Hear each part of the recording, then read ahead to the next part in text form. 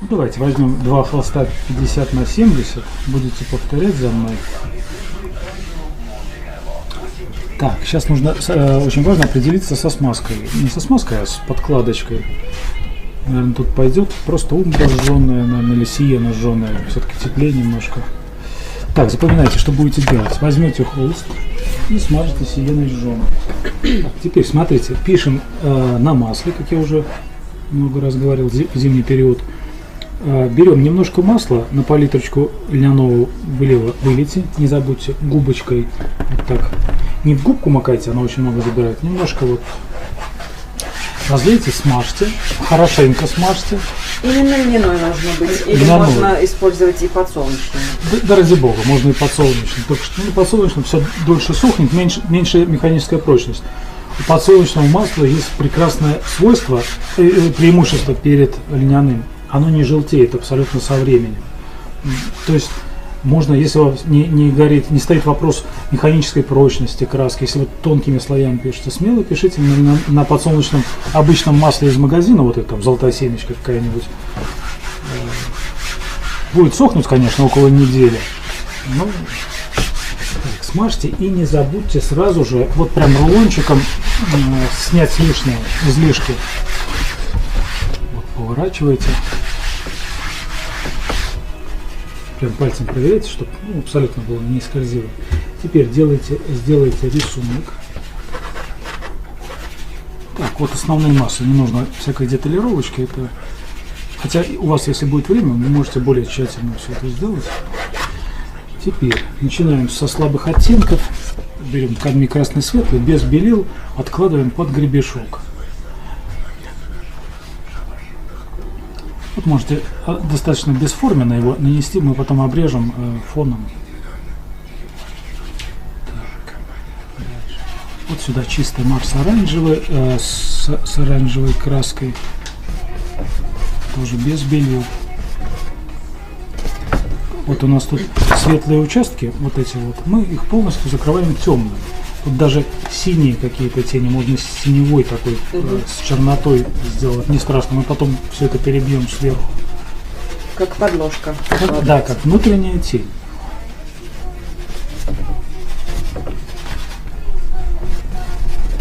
Сразу вот сюда эти оттеночки. Ну, на солнце у них и на самом деле перья отливают различными цветами радуги. Да. И сине-фиолетовым тоже.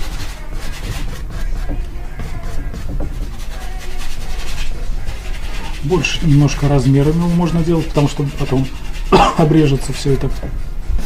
Так, вот здесь действительно берем коричневый с синим, FC плюс коричневый. Также без белил, практически черный цвет, такой холодный индиго получается. Кстати, можно индиго взять. Подкладка.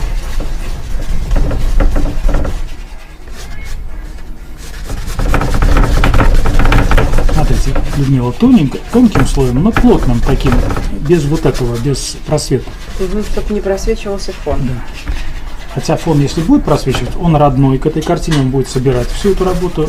Кое-где, если будет маленький просвет, это не страшно. Это будет собирать колорит работы. И может как рефлексы от солнечного света. Да, да. Здрасте.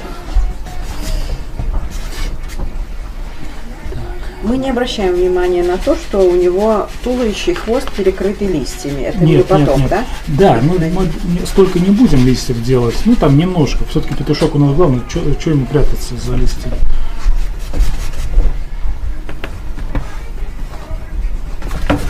Так, сказал или нет, уже не помню. Без масла не разбавляйте в подкладку. Потом мы поверху сможем разбавлять краску маслом. На этом этапе ни в коем случае. Только густой краской. То есть достаточно той смазки, которая Да, на да, холсте. да. Ну вот она ж не тормозит особо. Ну и в то же время, как глина ложится, вот она уже такая будет поверху мягкими кистями, мы сможем пойти на высветление, какие-то детали без особой трудности, без затруднений. Смотрите, здесь есть очень темные места, Да, есть светлые. черные. Вам нужно что-то промежуточное найти. И не такое зеленушное, как на фотографии. Немножко успокаивайте, более спокойными. Мы потом на этот средний тон дадим темные места и дадим светлые места. Вот.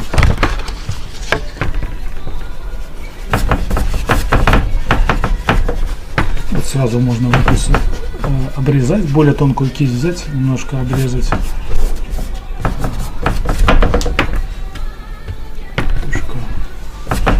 Кисть обязательно вот так должна ходить, то есть вот мазок, никаких растираний, вот просто вот так вот. С разным, смотрите, не просто вот так вот, так тоже будет какой-то шахматный порядок, будет логика какая-то. Вам с разным давлением, с разным уклоном кисти, чтобы каждый мазочек был уникален по форме. Ну и, естественно, по цвету он должен отличаться.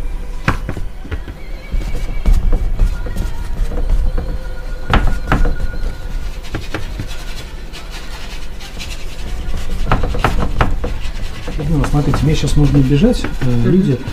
Вы потихонечку это делаете, а потом вернемся опять к этому. Хорошо. Смотрите, вот очень хороший цвет, бирюзовый.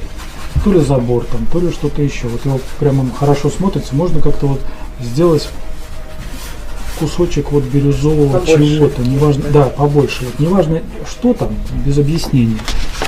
Бирюзовый есть. Да, несите, давайте бирюзу. Бирюза немножко, наверное, с желтым. О, такой красивый цвет. Да.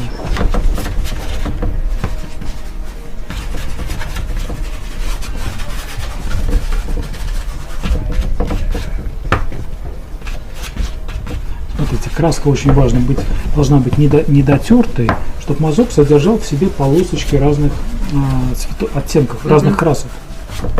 То есть захватываете цвет и раз-два, может быть, два движения по палитре, не перемешивайте в колер какой-то определенный. Сразу скидывайте, смешивайте на холсте. Так, вот может быть у звуков каких-то бирюзовых.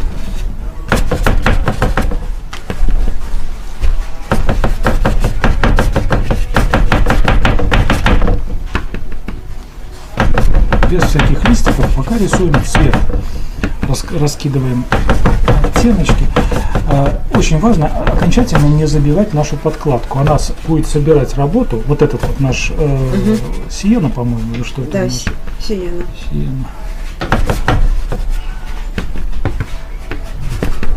И если делать эти листья не выписанными, тогда петушок этот будет выходить на передний план. Да, это у нас главный объект. Вот эта палочка, вот это дерево подчиненное, листья тоже подчиненные, фон уже там третьей степени подчиненности, все должно быть по-разному прописано, то есть, ну, степень прописки, степень деталировки разная, то есть максимальная деталировка на объекте, на петушке. И вот это окружение, недописанное, как бы так эскизно набранное, оно будет собирать, концентрировать взгляд на, собственно, на предмете.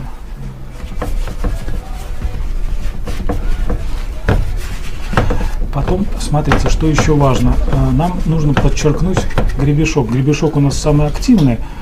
Он должен где-то отозваться. Где-то что-то теплое красное должно прозвучать.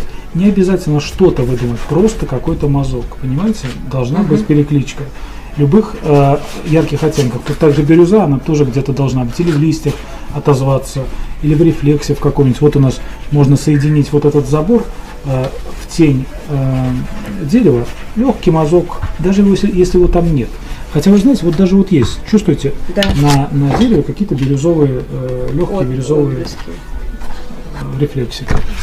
То есть объекты все связаны между собой рефлексами. Даже не грех в живописи, в природе вы такого не заметите. Вот петушок сидит на палке рядом дерева, гребешок, дайте гребешок даже, пускай это отзовется вот здесь где-то в дереве, чуть-чуть, не так сильно, ну вот чуть-чуть можно, понимаете? Да.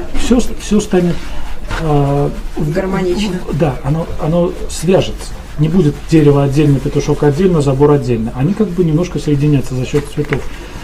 Все предметы общаются между собой цветом, все отражается. Это, конечно, не зеркала, но все-таки они достаточно восприимчивы к рефлексам, особенно светлые объекты, особенно глянцевые объекты. То есть не забывайте об этом.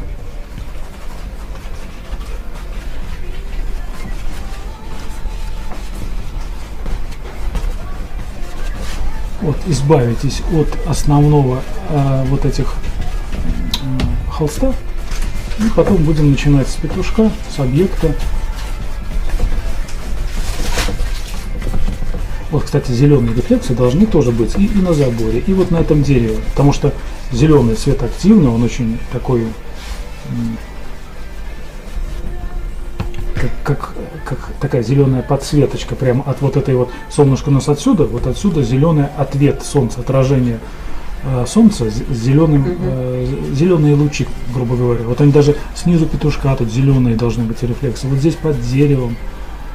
Даже на фотографии дерево зеленоватое. Да, если хорошая фотография, она даже хороший фотоаппарат возьмет все рефлексы, основные рефлексы.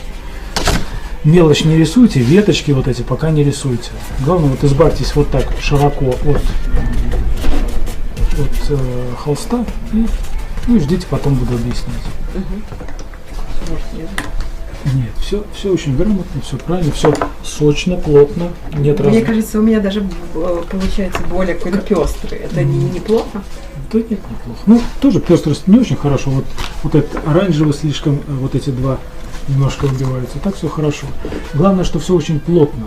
Плотная краска вот для этапа вот этой подкладки то, что нужно. Нет разбелки, краски сочные, насыщенные.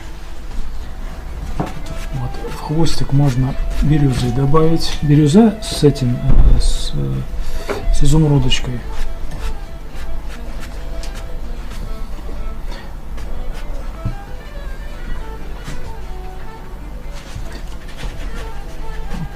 Можно вот обычно такой расхлябанной кисточкой давать все вот эти вот перышки, да.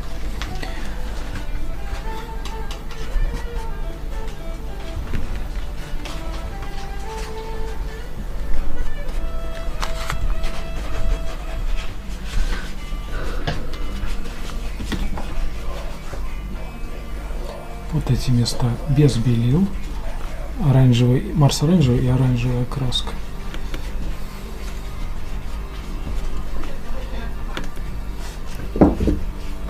Может, даже красный можно немножко добавить. Ну, немножко можно.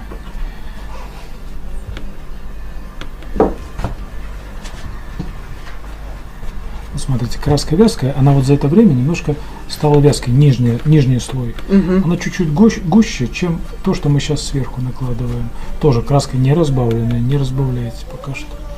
И получится как раз эффект перьев. Ну да, и можно потом еще вынимать немножко, ну или подрисовать, вот эти тени подоставать. Вот здесь я оранжевый с желтым, с кадмием желтым, светлым, без белил пока что.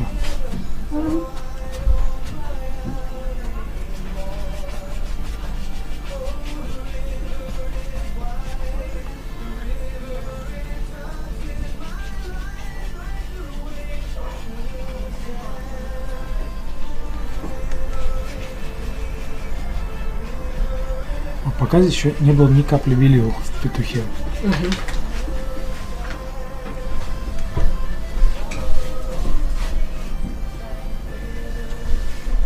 Смотрите, для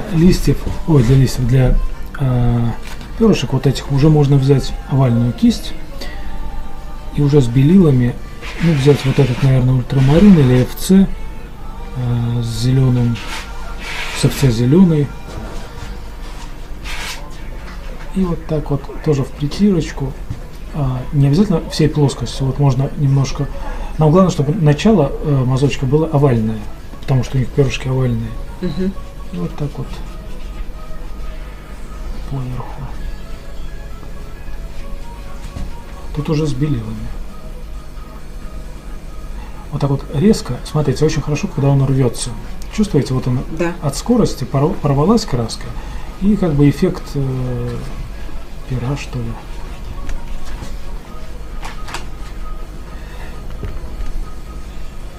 Можете поменьше овальную найти, это слишком может крупная.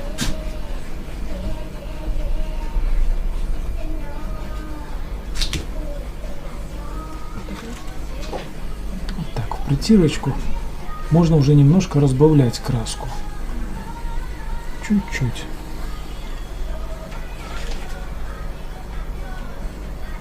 То есть, смотрите, у нас должна остаться тень, полутень вот эта, оранжевая. Такая оранжевая, и световые какие-то блики. Может быть, еще потоньше кисточка нужна, нет? Ну, может и еще. Или даже вот этой вот строительной. Да, вполне можно и строительной.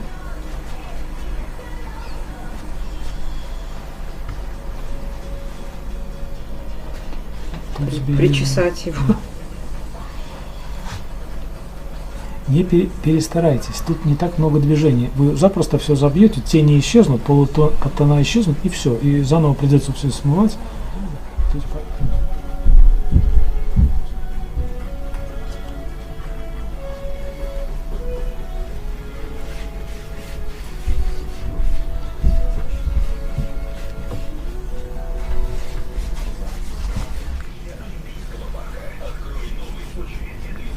Вот здесь можете мягкой кисточкой, густой краской по форме цвет проложить.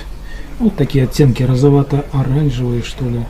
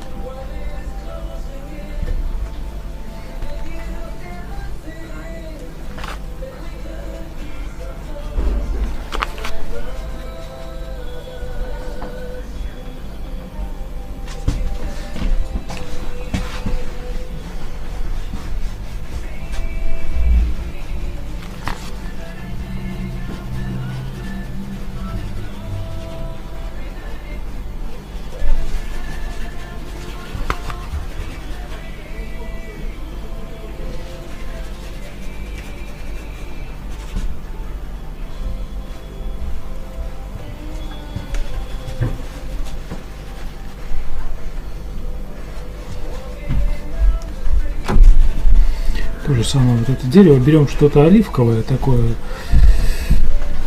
создаем. Тоже так же в притирочку зелень. То есть дерево старое, оно зеленым дает часто. Такое, которое на улице под дождем стоит. И потом жесткие какие-то тени между досок.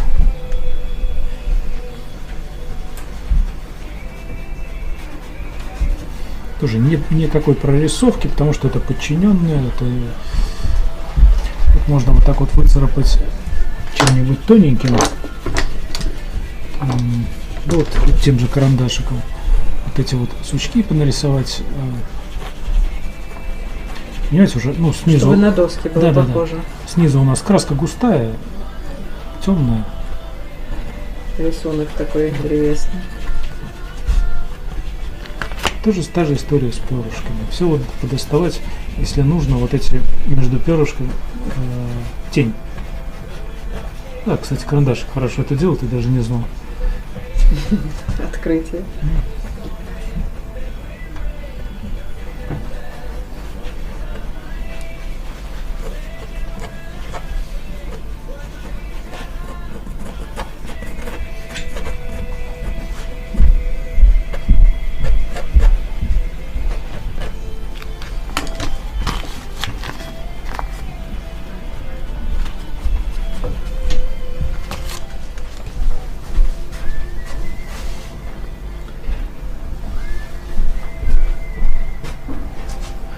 Старайтесь вот так вставить его. Вот эта плоская кисть, ну это которая цветы рисует. Любая широкая плоская кисть, мягенькая, вставляйте. И вот так вот по форме. И как раз березовая полена неровная. Да. Там где-то будет время сучки какие-нибудь можно порисовать. Можно, наверное, тем же карандашиком попытаться. Вот смотрите, прекрасно достает.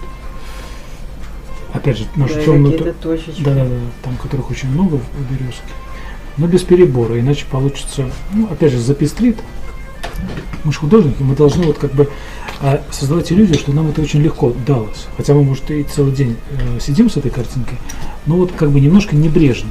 Особенно это что касается второстепенных. Здесь мы с мордочкой должны поработать хорошо, тут чуть послабее, а это уже совсем третьестепенное. Мы должны так минимум как бы усилий, чтобы это казалось со стороны, что это так небрежно немножко сделано. Можно еще, как такой спецэффект, проложить по центру густую краску вот здесь вот. по центру березки вот этой вот. И попробовать растянуть густую, тут приличное количество, и растянуть щетинкой вот этой.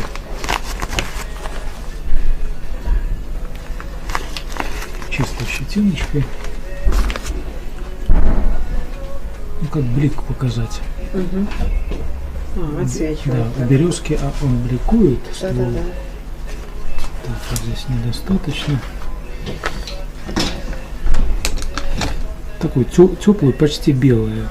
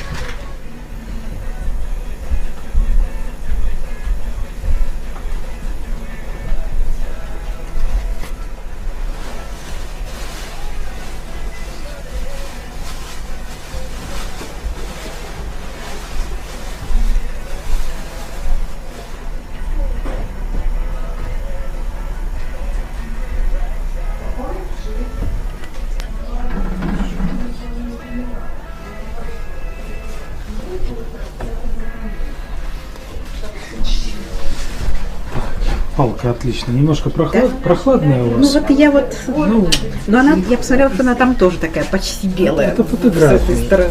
Фотография. Вы должны знать, что солнце утепляет. И все. И уже зная это. Исправлять? Не надо, не надо. А вот это вот как получилось у меня. Отлично. Тоже ничего, да?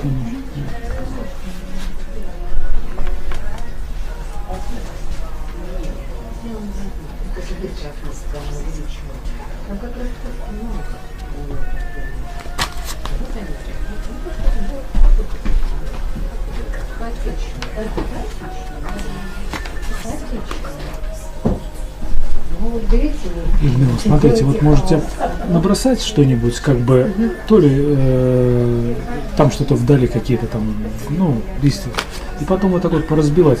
Тоже что-нибудь зеленовато-теплого возьмите на вот эту мягкую кисть, вот, широкую. И вот так, в притирочку, не так очевидно, но можно показать свет.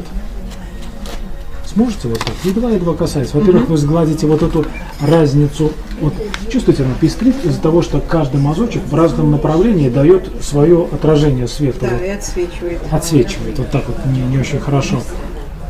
Так он сравняется, более-менее вот эти площади будут такие. Под одним углом под наклона. Одним углом наклона бороздки вот эти вот, как пластинки Понятно. Бороздочку. И это немножко объединит работу. То есть вот уйдет лишние детали нам смягчит.